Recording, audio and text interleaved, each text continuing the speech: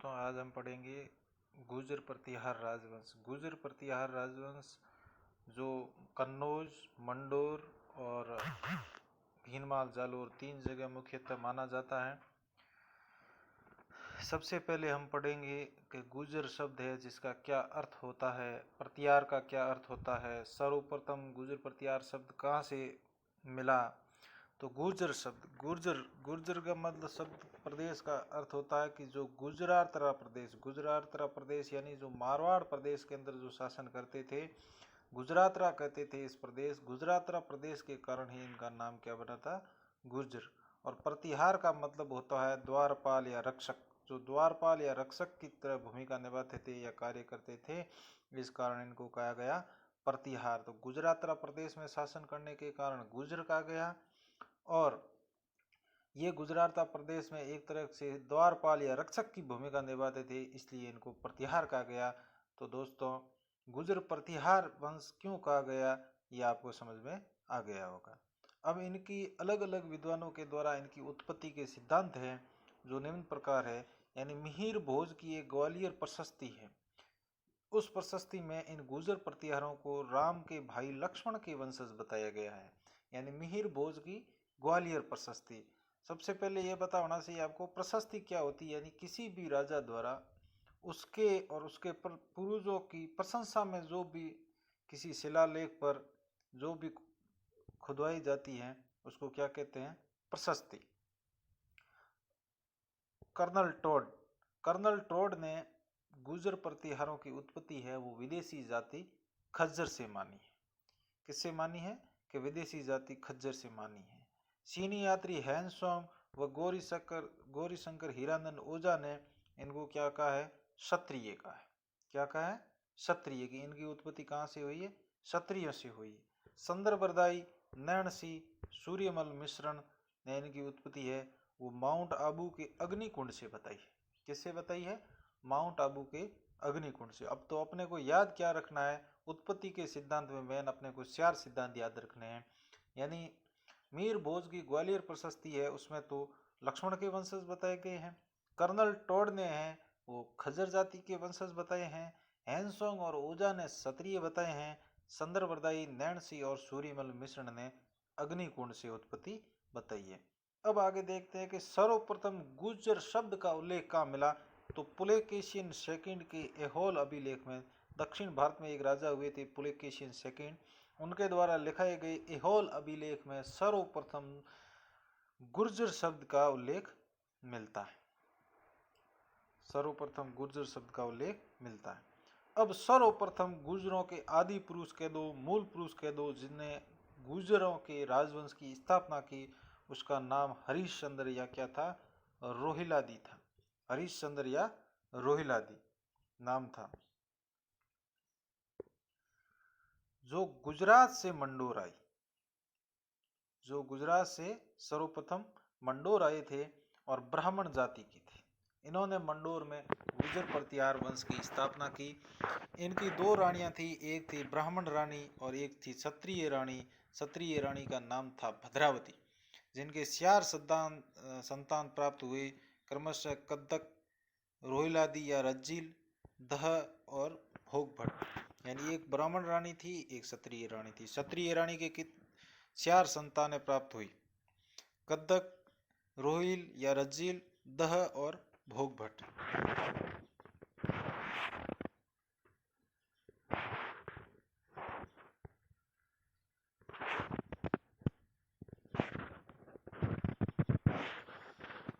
सौ 20 ईस्वी में मंडोर में वंश की स्थापना की। यानी हरिश्चंद्र ने 720 ईस्वी के अंदर मंडोर में गुर्जर प्रतिहार वंश की स्थापना की।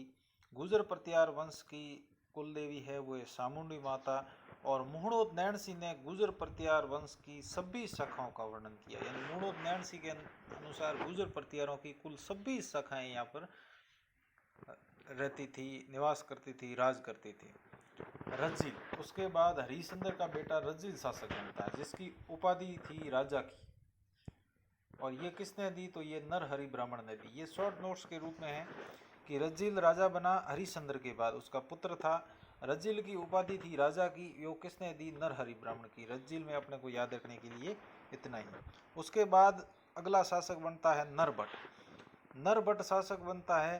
तो नरभट्ट के टाइम में चीनी यात्री हैंसोंग है, वो भारत भ्रमण पर आया, तो वो यहाँ मंडोर पर में भी आता है। तो हैंसोंग ने इसको क्या कहा, पेलोपेली, पेलोपेली की उपाधि इसने दी।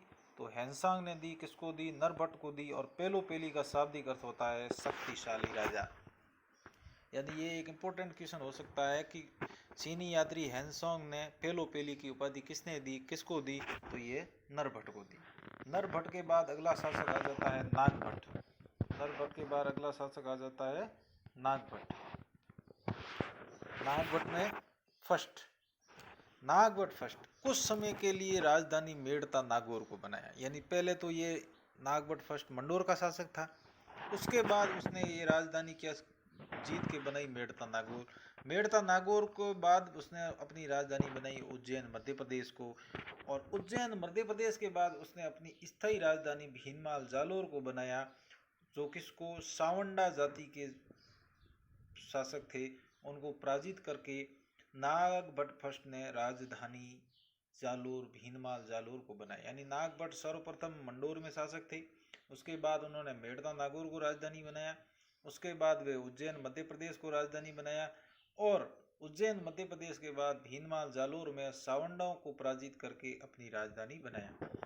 रजील की पत्नी थी जज्जिका देवी, जिसकी 2 संतान थी, तात और भोज, जिसकी 2 संतानें थी, तात और भोज। और नागभट्ट का शासन है वो 730 से 760 ईस्वी।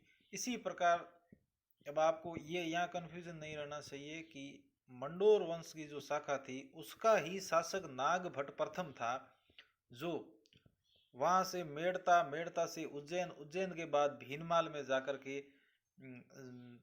गुर्जर प्रतिहार वंश की स्थापना कर देता है। यानी नागभट्ट प्रथम तो भीनमाल चला गया, लेकिन पीछे गुर्जर प्रतिहारों की शाखा का वंश इसी प्रकार आगे चलता गया और नागभट्ट ने भीनमाल में अपनी शाखा अलग से स्थापित कर दी। यानी नागभट्ट प्रथम का वर्णन भीनमाल के अंदर भी आएगा और मंडोर में भी आएगा, क्योंकि सर्वप्रथम वो मंडोर का शासक बना था।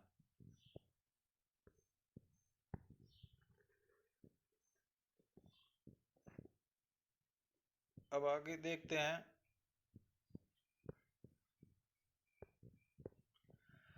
गुर्जर प्रतिहार वंश का वास्तविक संस्थापक कहते हैं, किसको कहते हैं, नागभट्ट प्रथम को। क्योंकि वास्तविक संस्थापक इसी प्रकार कहते हैं क्योंकि इसने कई जगह राजधानी बनाई, बल्कि बाकी वाले जो पिछले जितने भी राजा थे उनकी कोई स्थायी राजधानी नहीं थी। तो ये गुर्जर प्रतिहार वंश का वास्तविक संस्थापक था कौन, नागभट्ट प्रथम। इसका उपनाम था मलेशों का नाशक, यानी इसने मलेशिया जाति थी उनका नाश किया था। ग्वालियर प्रशस्ति जो अपने पीछे बात की थी उसमें इसको क्या कहा गया है, नारायण। किसको कहा गया, नागभट्ट प्रथम को। और इसका दरबार क्या कहलाता था, नागावलोक कहलाता है। 3 बात याद रखनी है कि नागभट्ट प्रथम है वो गुर्जर प्रतिहार वंश का क्या है, वास्तविक संस्थापक है। उपनाम क्या है कि मलेशों का नाशक, यानी मलेशिया जाति का नाश किया था। ग्वालियर प्रशस्ति में इसको क्या कहा गया, तो नारायण कहा गया है। इसका दरबार क्या कहलाता था, तो ये नागावलोक कहलाता था।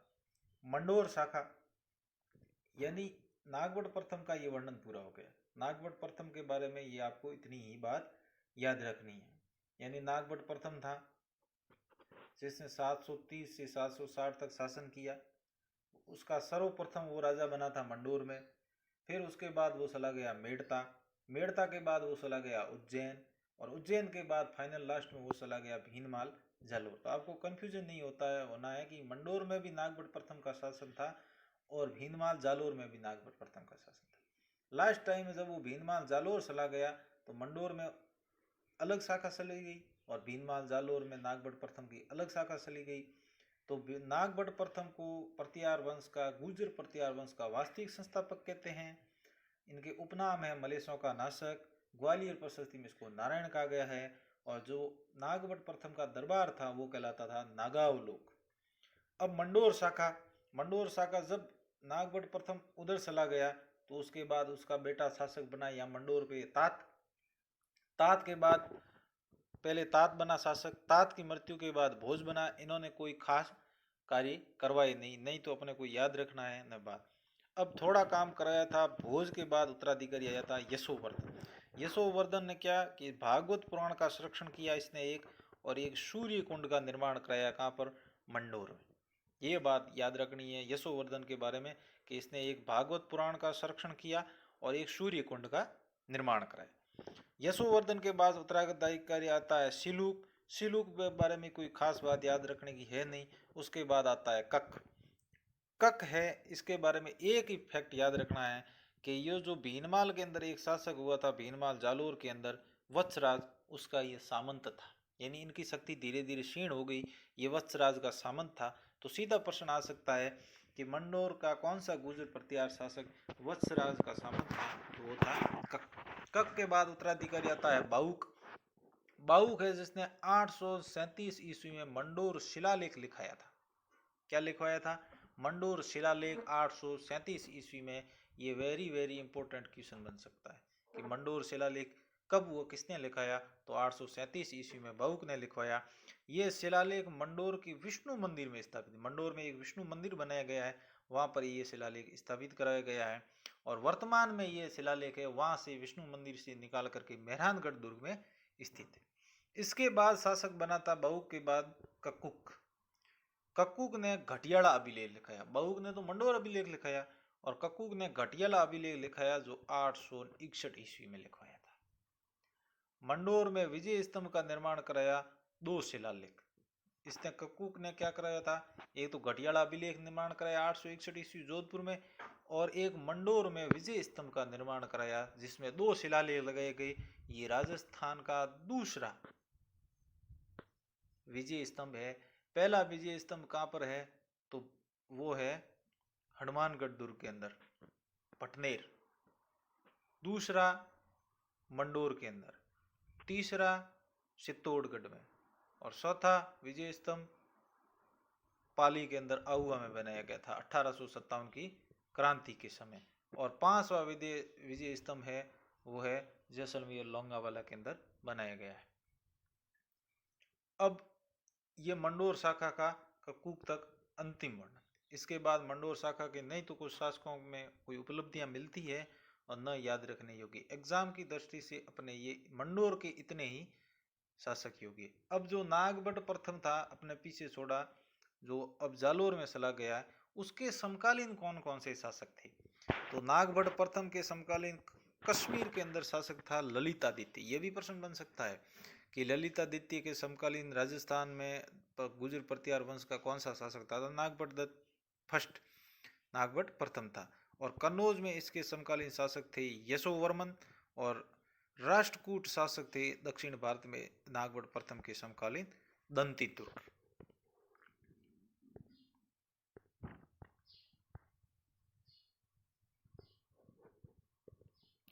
नागभट्ट प्रथम ने उज्जैन में हिरण्य गर्भदान यज्ञ का आयोजन किया।